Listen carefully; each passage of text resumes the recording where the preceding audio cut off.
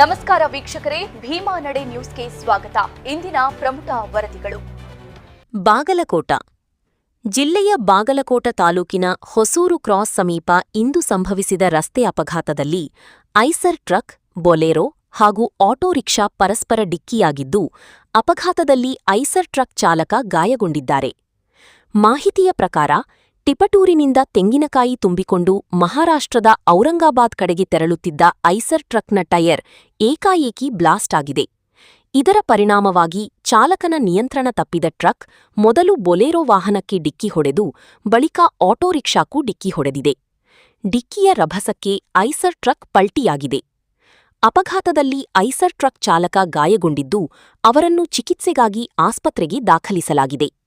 ಘಟನಾ ಸ್ಥಳಕ್ಕೆ ಪೊಲೀಸರು ಭೇಟಿ ನೀಡಿ ಪರಿಶೀಲನೆ ನಡೆಸಿದ್ದು, ಪ್ರಕರಣ ದಾಖಲಿಸಿಕೊಂಡು ಅಪಘಾತಕ್ಕೆ ನಿಖರ ಕಾರಣದ ಕುರಿತು ತನಿಖೆ ಮುಂದುವರಿಸಿದ್ದಾರೆ. ಅಪಘಾತದಿಂದ ಕೆಲಕಾಲ ರಸ್ತೆ ಸಂಚಾರದಲ್ಲಿ ಅಡಚಣೆಯುಂಟಾಗಿದ್ದು, ನಂತರ ಪೊಲೀಸರು ಮತ್ತು ಸ್ಥಳೀಯರ ಸಹಾಯದಿಂದ ವಾಹನಗಳನ್ನು ತೆರವುಗೊಳಿಸಿ ಸಂಚಾರವನ್ನು ಸುಗಮಗೊಳಿಸಿದರು.